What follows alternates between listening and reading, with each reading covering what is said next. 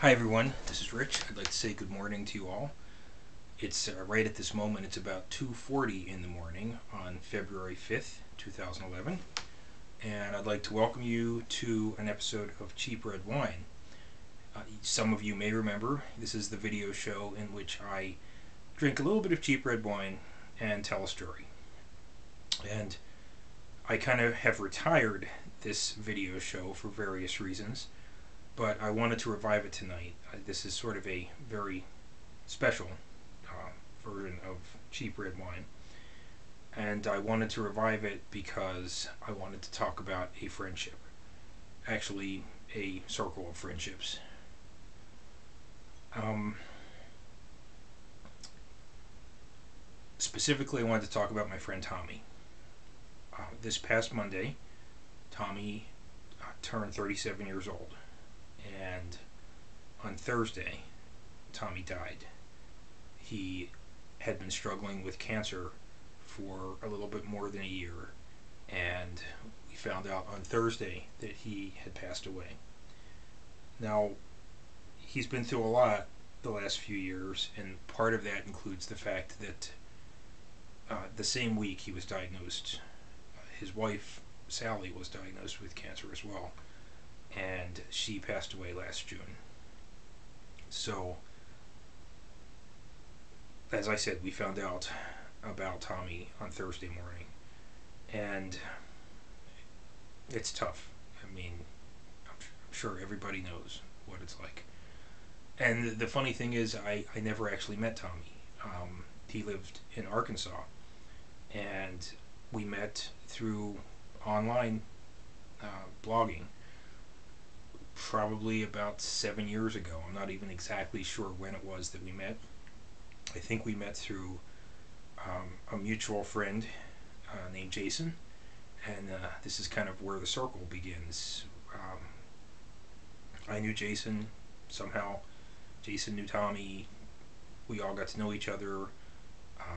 Eventually, I met somebody named Ed through my blog, and through Ed, I met somebody named Brian, and Jason and I introduced Brian to Tommy, and that's kind of how this circle of bloggers developed.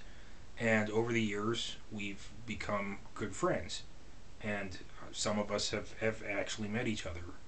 I haven't had the good fortune to do that with these particular guys, but I know some of them have, and they've enjoyed the experience. Um, Tommy was a really good guy. I mean, that's what I can tell you. I know him primarily through what he wrote, and I know he was incredibly devoted to his wife and his daughter Katie, and he had a lot of interesting opinions, a lot of interesting ideas. He was a brilliant writer, just really a great writer. Um, and he wrote a lot about music, which is something that I do as well. And I think anytime that a couple of music geeks who like to write about music meet each other, that's usually, or even like virtually meet each other, that's usually a good thing because then you've got an audience for this kind of very specific thing that you like to write that maybe other people might be a little bit too specific for some other people. But Tommy wrote some great entries about music. I and I enjoyed reading them, and I think he enjoyed reading mine as well. Um, but there were other things too, and when at some point after he and Sally had found out that about the cancer, he decided to open up in his journal about that, and the entries he wrote in his blog about what he and Sally were going through were amazing. I mean, to be able to be going through that and articulate it the way he did, I can't even fathom how he did that. I mean, it's just, it's mind-boggling to me. And he kind of kept a record of what they were going through. And then after Sally passed away in June, um, he came back to the blog and he continued to write. He continued to write about his feelings, what he was going through, what he was continuing to go through, his frustrations, and the times when he was feeling okay, and how he was doing with his daughter, and writing things about Sally too, and just always just very heartfelt, um, just great stories, and I appreciated his honesty. I appreciated the way he expressed himself, and I know that I wasn't the only one. Um, so another thing was, and the reason why I'm doing this tonight, this might seem, I don't know, a little bit irreverent, but as it happens, Tommy really likes the cheap red wine videos. He commented on them often. He had some that were particular favorites.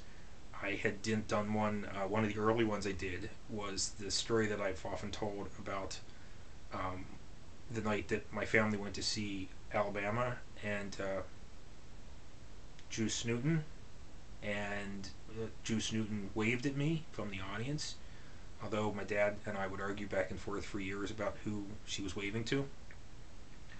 And I in that video, I mentioned the fact that I had at one point screamed "Juice" down toward the stage, and that's when she waved. And Tommy thought that was hilarious. And a couple blog entries he would do after that. He, for whatever reason, he would find a way to incorporate the word "juice" in big capital letters with exclamation points into the entry. It was just sort of like a little joke that we had between us, I guess. And so I don't know. I thought that was kind of cool.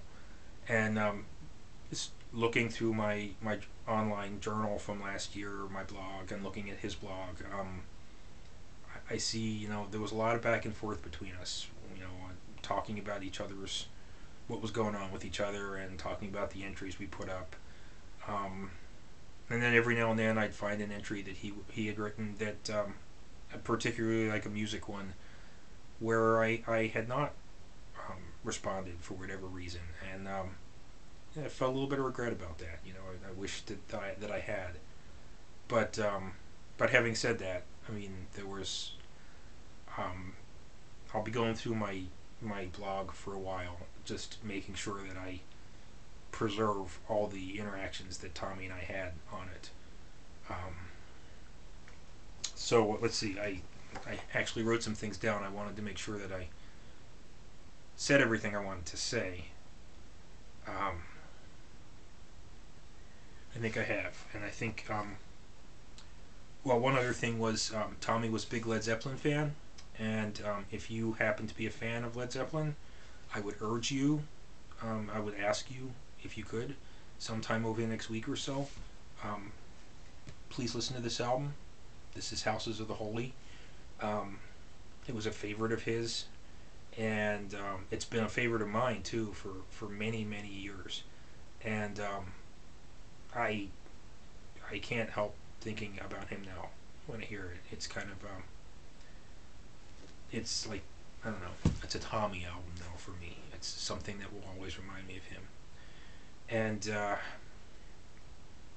our friend Brian wrote a beautiful tribute to Tommy yesterday, and he said something that's very true. He said, you call, when you're in this online world, you call each other your live journal friends or your LJ friends, but there comes a point where you just can drop the LJ prefix, the live journal friend thing. You just become friends, and it would have been wonderful to have met Tommy. I wish I had, but it was pretty cool just to get to know him to the extent that I was able to. And I'll always remember him, and I'll always appreciate the conversations that we had together. Um, yeah, so that's my that's what I wanted to tell you tonight, and